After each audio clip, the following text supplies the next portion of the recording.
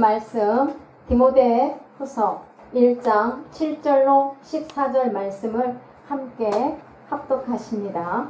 하나님이 우리에게 주신 것은 두려워하는 마음이 아니요 오직 능력과 사랑과 절제하는 마음이니 그러므로 너는 내가 우리 주를 증언함과 또는 주를 위하여 갇힌 자 된 나를 부끄러워하지 말고 오직 하나님의 능력을 따라 복음과 함께 고난을 받으라. 하나님이 우리를 구원하사 거룩하신 소명으로 부르심은 우리의 행위대로 하심이 아니요 오직 자기의 뜻과 영원 전부터 그리스도 예수 안에서 우리에게 주신 은혜대로 하심이라.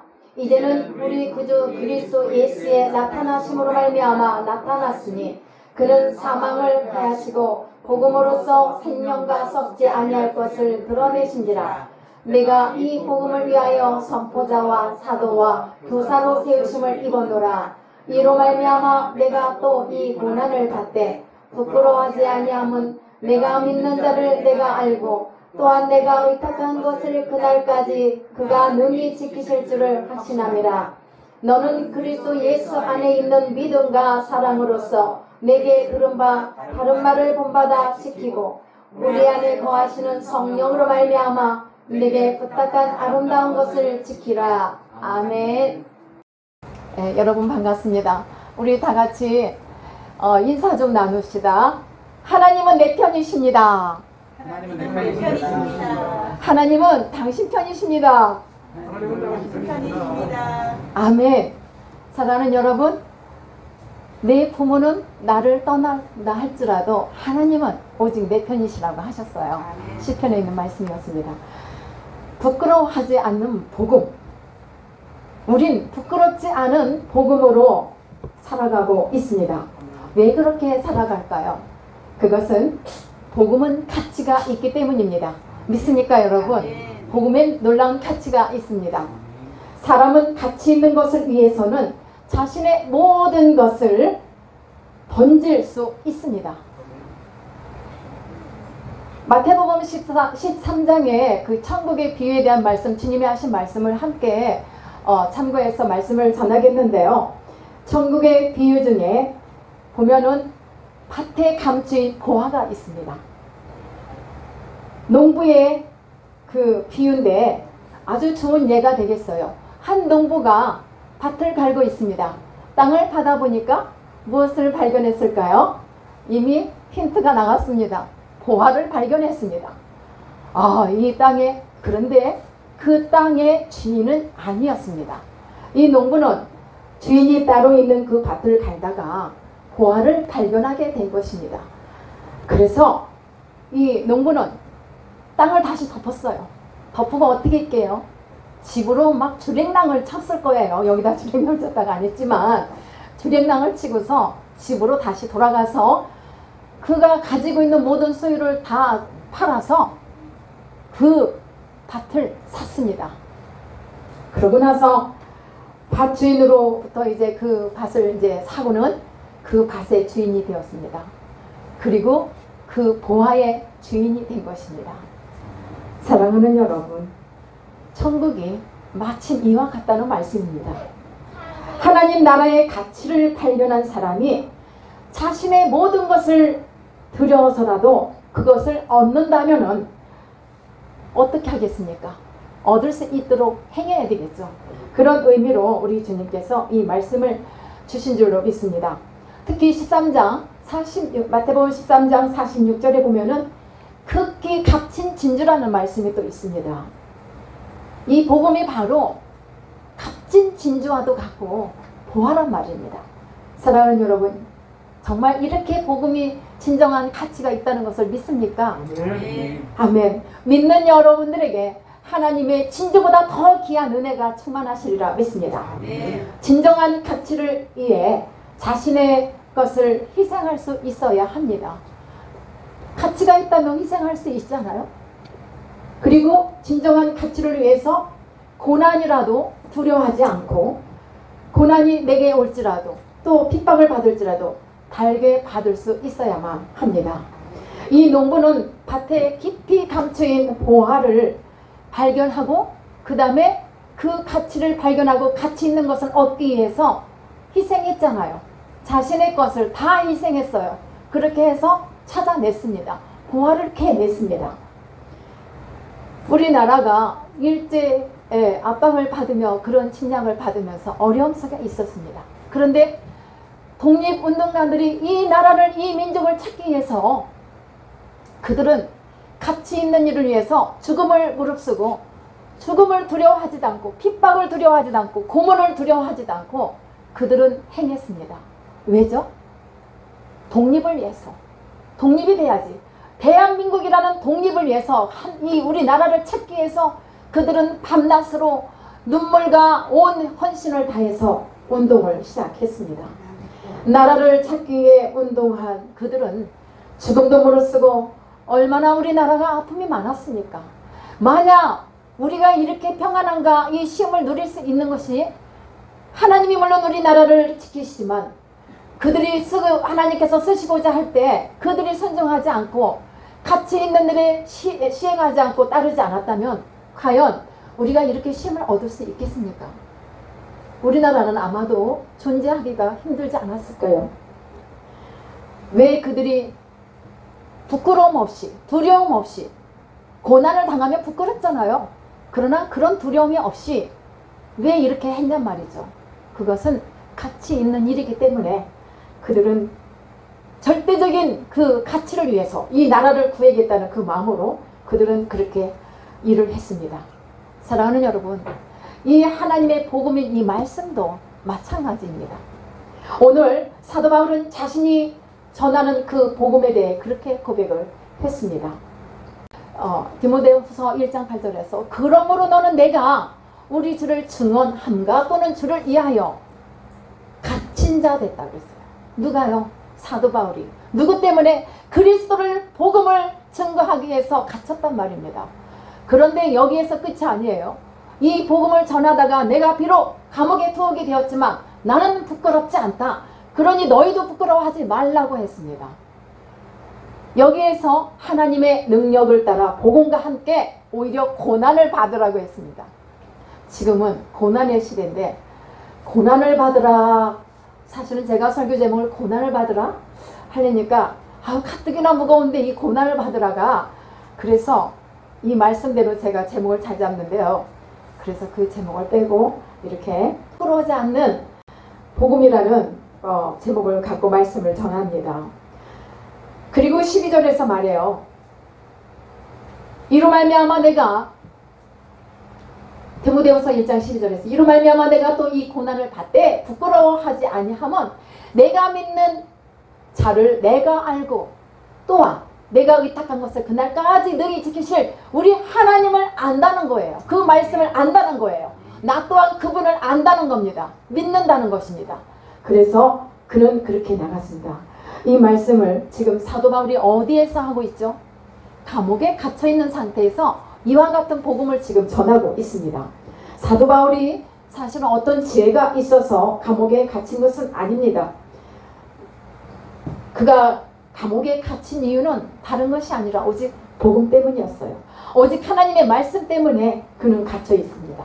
노마의 황제가요. 노마의 황제 네로는요. 자신이 새롭게 건설할 도시를 위하여 노마를 불살았습니다. 불을 지릅니다. 그러나 노마 시민들의 폭동이 일어났어요. 강력한 반발과 폭동으로 인해서 그것을 무마하기 위해서 거짓말을 하는 거예요. 기독교인들이 그랬다라는 것이죠. 그래서 그걸 죄를 뒤집어 씌우고 그러고 나서 우리 기독교가 엄청난 핍박이 들어오기 시작한 겁니다. 비록 로마 황제의 재판을 받기 위해서 사도 바울은 감옥에 갇혔던 그런 상황이었지만 처음에는 그래도 생활은 디기적으로 자유로웠습니다. 그리고 다시 잠시 풀려나기도 했습니다. 그러나 얼마 후에 다시 바울은 감옥에 투옥이 됩니다. 사도 바울에게는 거짓이 없는 믿음이 있었습니다.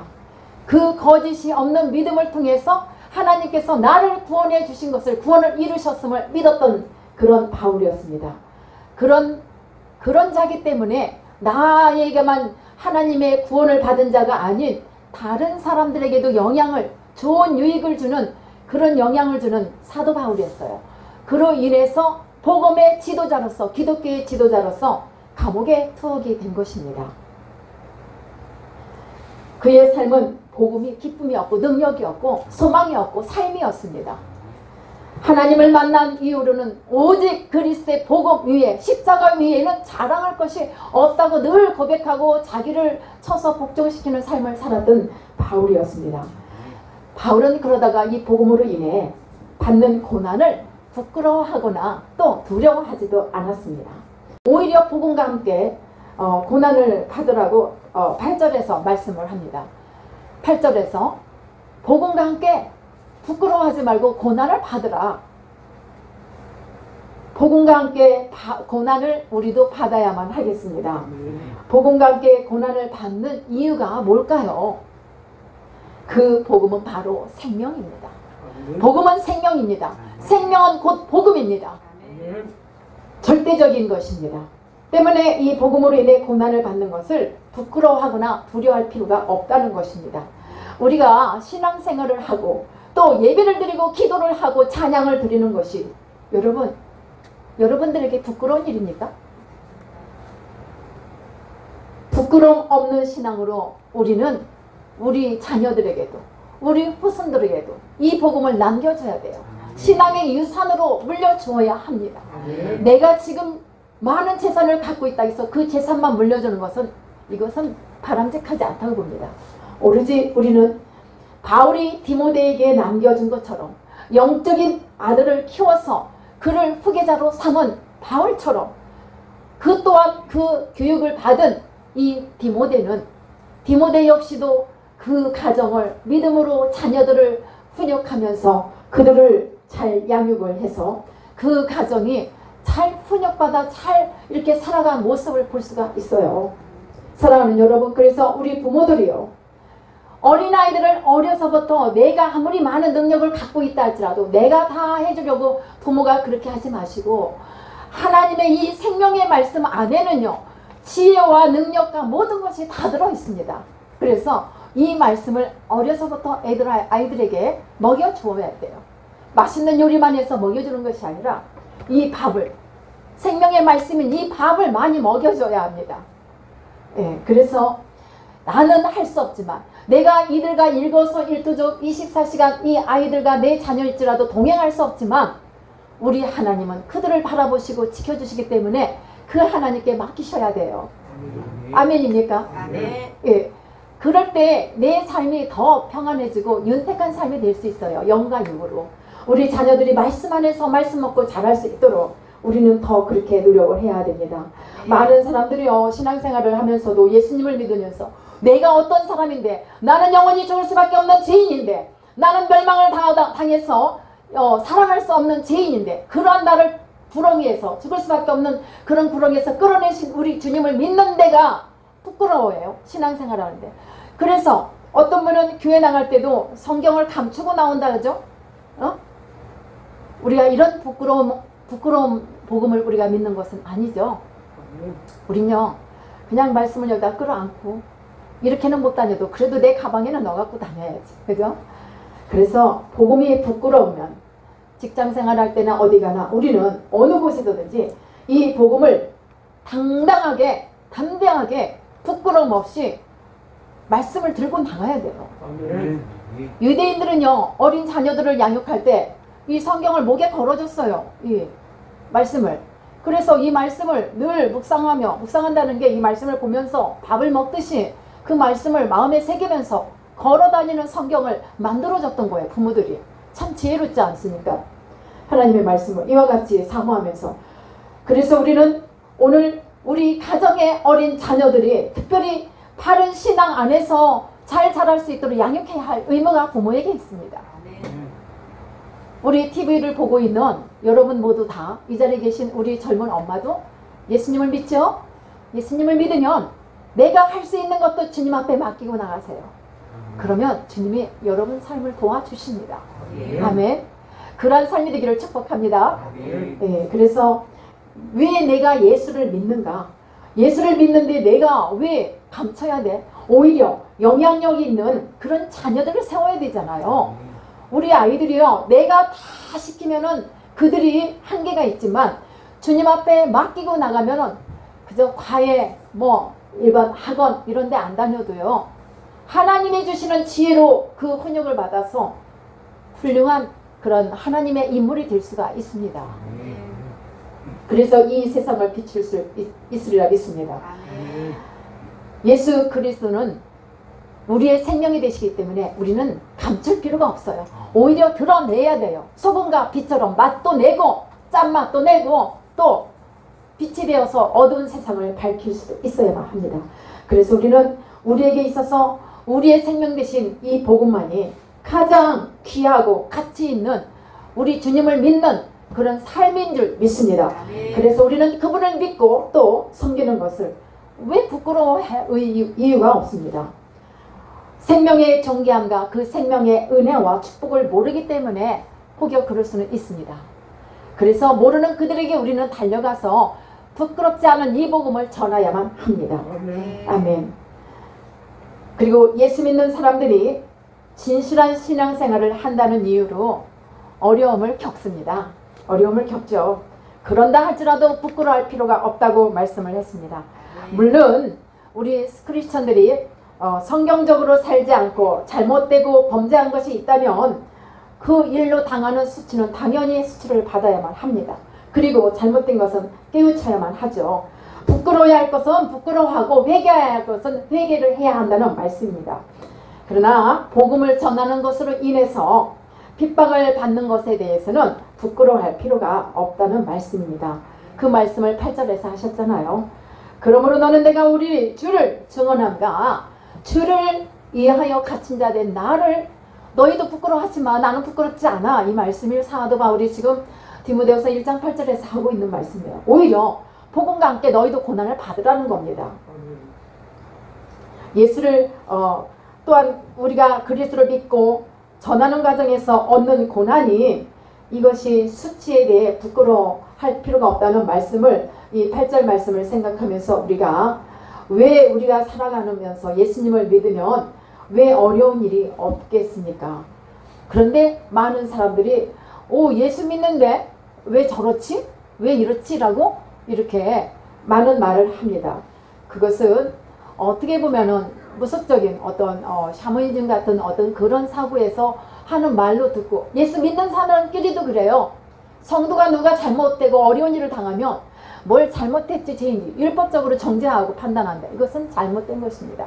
그렇기 때문에 우리는 오직 하나님 말씀만을 믿고 이 모든 것을 어떤 풍랑 가운데서도 하나님이 나와 함께 계심을 믿고 감사해야 돼요. 욥의 고난, 그 험한 고난 속에서도 하나님은 그를 바라보고 계셨습니다. 예수님의 제자들이 예수님과 함께 깊은 바다를 이렇게 갈릴리 바다를 그 호수를 가는데 어떻게 됐죠? 예수님과 함께 했어요. 그런데 왜 풍랑을 만났죠? 여러분, 예수님과 함께 가도 어려움은 만나요. 풍랑도 만나요. 죽을 것만 같던 위험도 당합니다. 지금 이 세상이 그와 같은 세상입니다. 그러나 여러분, 예수님께서 제자들과 배를 타고 갈릴리 호수를 건너가실 때에 호수에 거센 바람이 불어왔어요. 거센 바람이. 그래서 이 바람이, 이 풍랑이 배를 잡아삼킬 것 같이 물에 빠지는 이 제자들은 예수님 살려주세요. 내가 지금 물에 빠져 죽을 지경인데 예수님 뭐하고 계시죠? kum을 내서 주무시고 계셔. 그 풍랑 가운데도 아랑곳 없이 우리 주님은 주무시고 계십니다. 그런데 예수님이 너희들이 지금 어떻게 하나를 보고 계시는 거지 정말 주무시는 게 아니죠. 너희가 이럴 때 어떤 믿음으로 어떻게 나가는 것을 보고 계신 걸로 저는 믿습니다. 그때에 예수님, 선생님 나 좀 살려주세요. 우리 살려주세요. 물에 빠져 다 죽을 것만 같아요 하고 애원을 합니다. 여러분, 지금 현실은 고난의 바다를 지나가고 있습니다. 지난 금요일날 우리가 야곱아 이스라엘아, 야곱의 이스라엘아 그 찬양을 우리가 고난의 바다를 지날 때 찬양을 제가 했는데 이 시대에 너무나 맞는 것 같아요. 그런데 여기에서 이 고난 속에서 이 풍랑 속에서 주저앉아 있으면 우리는 절대로 살아남을 수가 없습니다. 때문에 이 현실이 고난의 바다를 지나고 있다고 생각하면서 이 어려움이 우리들도 제자들과 예수님의 제자들처럼 그러한 그 어려움 속에 있다라고 생각하고 주님이 우리를 어떻게 의지하고 내가 이런 고난 속에 있을 때 어떤 마음으로 어떻게 살아가나 하는 것을 주님이 보고 계시다는 것을 우리가 좀 생각하고 주님께 우리가 어떻게 해야 될 것인가를 다 같이 한번 마음에 결단을 하시면 좋겠습니다. 주님께서 바람과 바다를 잔잔케 하셨습니다. 그렇게 잔잔케 하셨던 것처럼 그리고 그 제자들을 안전하게 보호하셨던 것처럼 오늘 우리의 삶 가운데 또 우리 주님이 오셔서 이 험한 풍랑을 잠잠하게 해주실 때까지 우리가 기도하고 또 믿고 나가면 주님이 우리를 풍랑 가운데서 건져주시고 안전하게 보호해 주시리라 믿습니다. 예수님의 제자들처럼 우리도 부르짖고 나갑시다.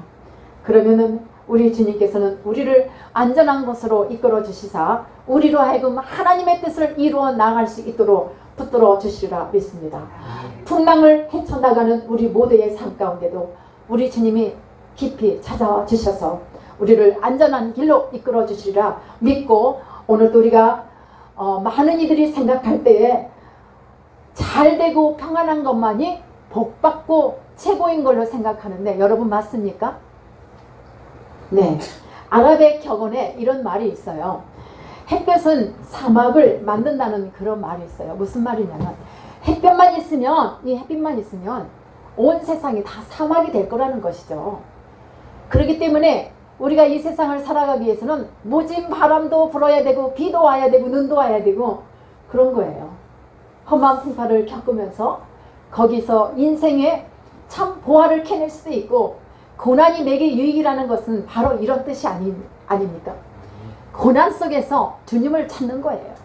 주님이 보화보다 더 귀하시잖아요.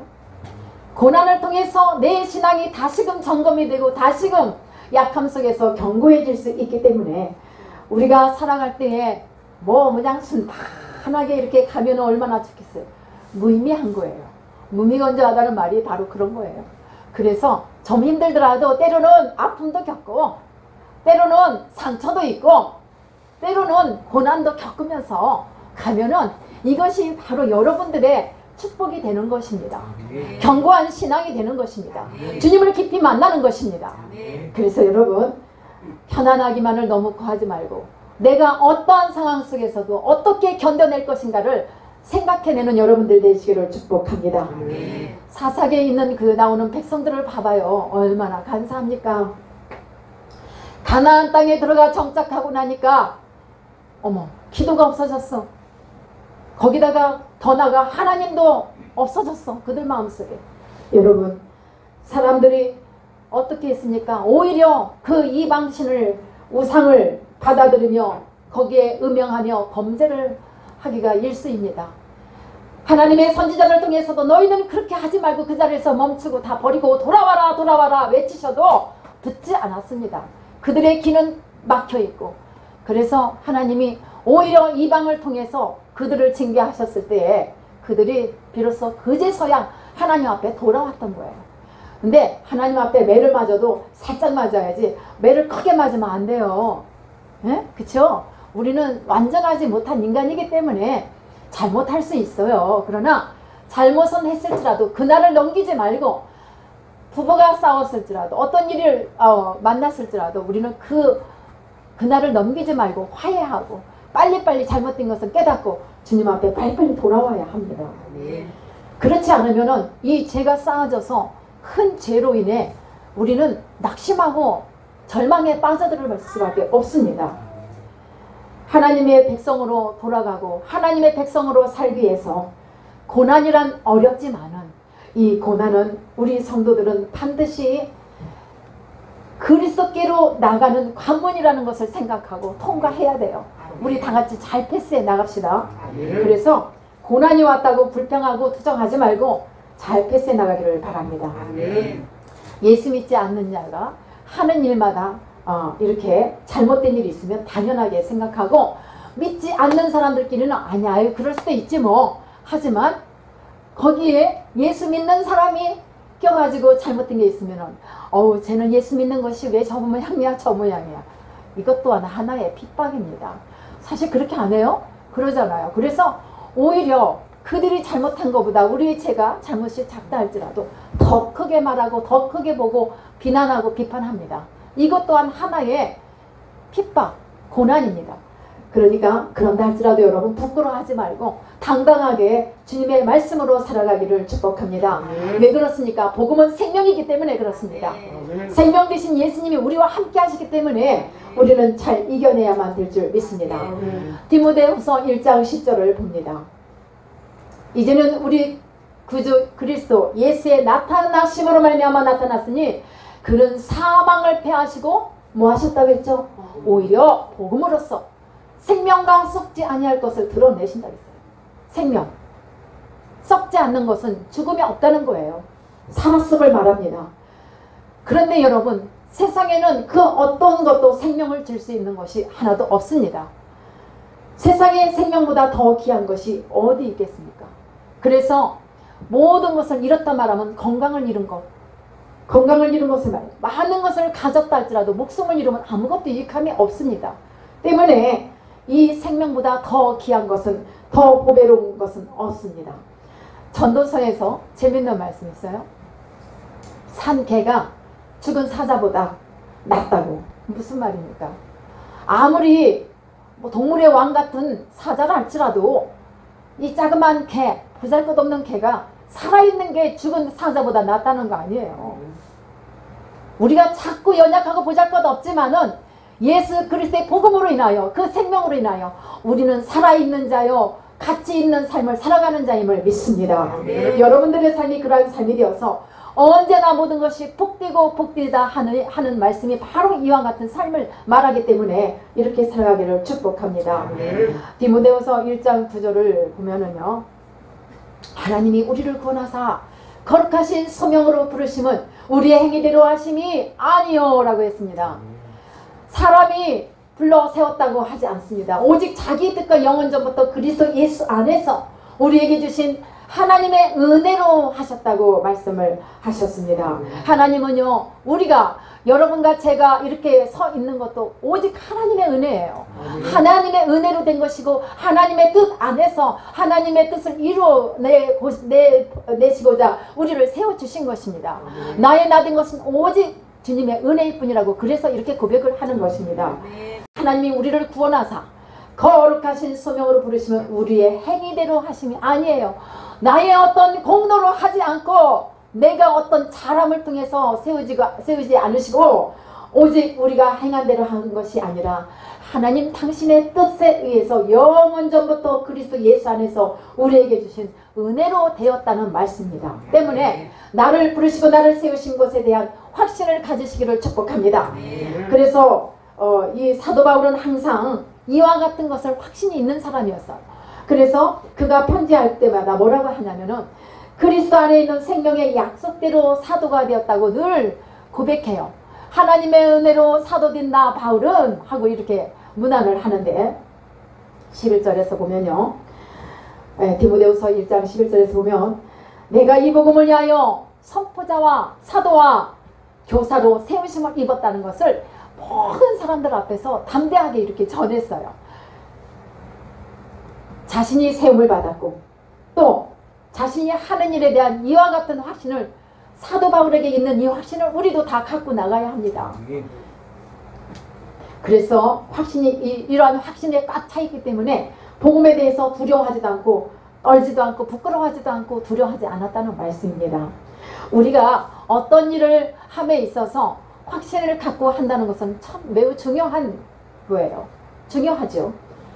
특히 하나님 앞에 부르심을 입은 여러분들은 참으로 더욱더 이와 같은 확신을 갖고 나가야만 합니다. 여러분의 직분에 대해 얼마나 확신하고 계십니까? 내가 안수집사로, 목사로, 전도사로, 사모로, 성도로 이렇게 하나님이 세우심을 받았다는 것은 물론 사람에 의해서 세움을 받습니다. 하지만 하나님께서 먼저 이 일을 준비하셨고 계획하셨고 그 뜻 안에서 이렇게 세우신 것이란 말입니다. 그것을 여러분들이 더 확신을 가지고 내게 주신 이 직분, 복음 안에서 얻은 이 직분을 생명과 같이 귀하게 여기고 참으로 결코 부끄러워하지 않는 그런 삶이 되기를 축복합니다. 그래서 헛되이 내 직분을 버리면 안 돼요. 내게 주신 본분은 이 직분, 사명에 대해서 분명히 우리는 하고 나가야만 합니다. 비록 복음으로 인해 고난을 당하고 어려움을 당할지언정 하나님께서는 하나님 당신의 뜻을 이루시고자 우리가 서로가 그 뜻을 완성하실 때까지 합력해서 선을 이루어 나가도록 우리를 이렇게 서로 부르시는 거예요. 오늘 우리가 이 자리에 있는 것도 내 뜻이 아니에요. 누구 사람의 뜻이 아니라 하나님이 이 시간이 필요하기 때문에 보내신 줄 믿습니다. 그래서 우리는 함께 가는 거예요. 12절에 다시 한번 보면은 이로 말미암아 내가 또 이 고난을 받되 어떻게 한다? 부끄러워하지 않는다. 내가 믿는 그분도, 내가 믿는 우리 주님도 주님이 나를 알고 나 또한 그분을 안다고 지금 고백해요. 그래서 이분이 어떻게 하냐? 내가 이 복음을 전할 때까지, 세상 끝날까지 나를 버리지 아니하고 방치도 하지 아니하시고 지켜주신다는 이 확신을 가지고 사도 바울이 이 말씀을 하고 있습니다. 하나님이 계획하신 것, 뜻하신 것을 이루시고 지키시고 이끌어 주실 것을 확신하는 것입니다. 성경에 많은 인물들이 있어요. 다윗의 생활을 보면은 15년 동안의 세월 동안에 사울로 인하여 수없이 쫓김을 당하고 죽을 고비도 많이 당했습니다. 그러나 하나님께서는 그를 통해서 하나님의 뜻을 이루시고자 그 뜻을 이루실 때까지 그를 죽음에서 보호하셨고 건져내셨고 지켜주셨습니다. 그 일을 완성하실 때까지 인도해 주셨습니다. 바울에 대해서도 마찬가지입니다. 이제 바울이 생명이 얼마 남지 않았습니다. 그러나 돌이켜보면 하나님께서는 이방의 사도로서 그 일을 이루기까지 얼마나 많은 순간순간들을 보호하셨습니까? 그래서 고린도후서 11장 23절과 27절에 보면요, 바울이 수차례 죽음의 고비를 넘긴 사실이 있습니다. 그래서 그러나 하나님께서는 바울을 지키셨습니다. 왜죠? 하나님께서 바울에게 로마에 가서 복음을 전하고 그 일을 완성할 때까지 그를 보호하셨고 지켜주셨단 말입니다. 바울은 그리고 디모데를 비롯해서 교회들에 대해서도 하나님께서 그렇게 하실 것을 믿고 확신을 하면서 이 말씀을 이렇게 부탁을 하는 겁니다. 우리가 복음으로 어떤 고난을 당한다 하더라도 우리를 향한 하나님의 뜻을 이루기까지 하나님께서는 저와 여러분을 지켜주실 줄 믿습니다. 우리를 돌봐주실 줄 믿습니다. 때문에 우리는 두려워하지 않습니다. 이것이 곧 믿음인 줄 믿습니다. 우리 그리스도인은 능력 있는 삶을 살아가기 위해서는 그분이 이 복음을 부끄러워하지 않는 삶을 살 때 우리 주님이 우리 안에서 우리에게 더 큰 소명을 일으키시고 또 힘을 주시고 능력을 주시고 지혜를 주셔서 하나님이 계획하신 일을 반드시 이루어 나가게 도와주십니다. 믿습니까? 아멘.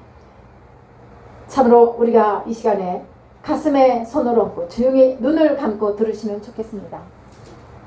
사랑하는 여러분, 신앙생활하는 것이 부끄럽습니까?